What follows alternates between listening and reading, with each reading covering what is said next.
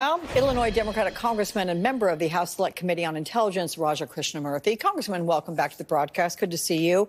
And right there, you heard Representative Thompson take his take on all of this. I'm curious yours, also on the fact that Donald Trump is hosting people who tried to undo the nation's democratic process at his home last night in Florida.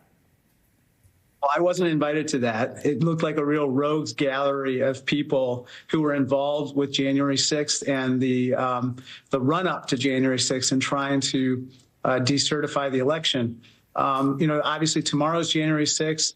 I am currently in the Capitol complex because I want to be here for sure to certify the presidential election. It was a dark day in democracy. I mean, this is a day that only a tiny minority of Americans feel was somehow appropriately conducted back in 2021.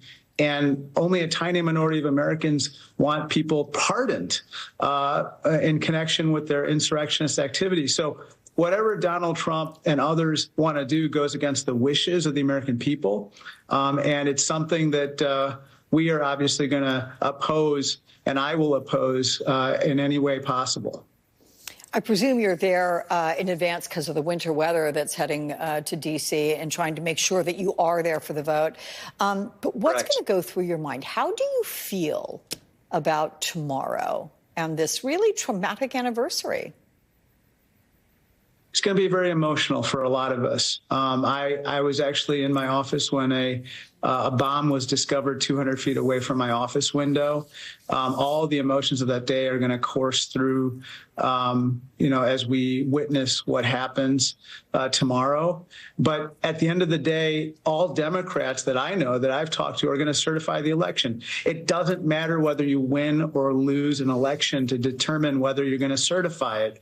That is the principle that we Democrats are going to uphold, unlike some of our colleagues on the other side who decided that it was appropriate to decertify the election because Donald Trump lost. And so this will be poignant because Kamala Harris is going to obviously preside over the certification process, but she's going to do the right thing, Alex. She's going to uphold the election. She's going to certify Donald Trump as the winner. And in that regard, she's going to conduct herself in a very dignified fashion. And you can guarantee that despite the Democratic candidate, Joe Biden, losing the election, not a single Democratic vote will be for decertification?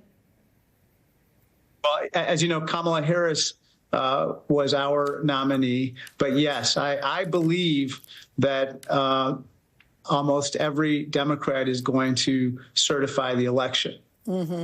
Okay. And by the way, I did have to catch up. It was Kamala Harris that ran. Joe Biden stepped aside in the summer. That was a whole other thing. Let me get to Capitol Hill Police because they have heightened security ahead of the certification. Are you confident you're going to be safe there tomorrow? Has Congress been reminded of emergency procedures in case things get out of control again?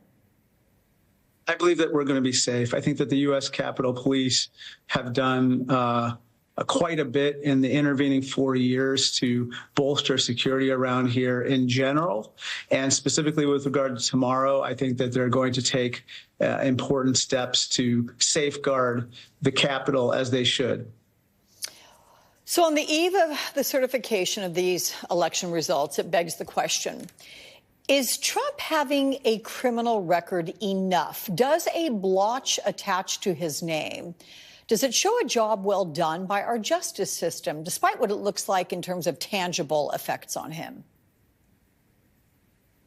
Frankly, it's dissatisfying, Alex. I think that the Justice Department moved way too slowly with regard to the January 6th process of charging people and then convicting them. And of course, investigating and then going after Donald Trump for what he did in inciting the insurrection.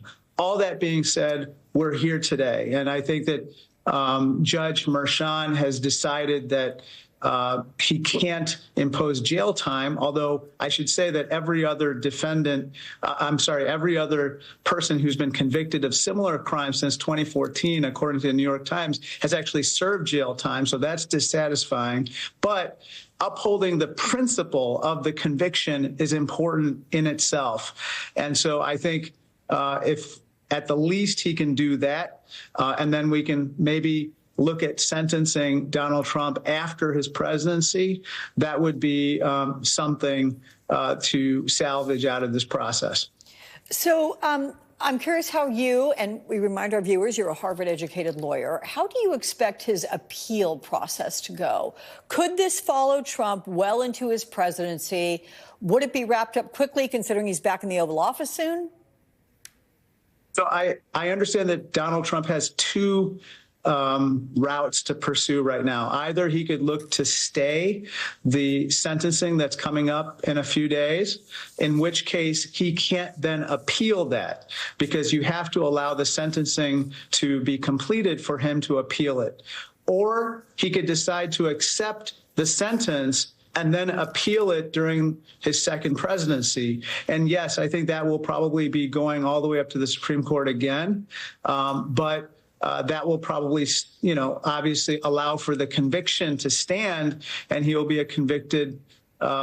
He will have been convicted of 34 felonies while serving as president. Yeah. In the wake of the New Orleans terrorist attack, given your position on the Intelligence Committee, what is the level of threat? What do you know about that against the United States on any given day from any given source? Do you feel the United States is safe and prepared to go about its regular business on a day-to-day basis? Fortunately, the level of threats is high, but I still believe that we're safe. Why? Because of the FBI, because of our law enforcement authorities. And that's why I am so concerned when people like Kash Patel or Donald Trump attack the FBI and say things like, they're going to close down the headquarters and send people packing. Remember, the FBI and other law enforcement authorities have prevented a 9/11 from happening since 9/11 first happened. And we have to do everything in our power to protect the homeland and stand with our law enforcement, stand with the FBI and others in the intelligence community to prevent future attacks. All right. Congressman Raja Krishnamurthy, it's awfully good to see you, and I hope to see you many more times throughout this new year. Thank you.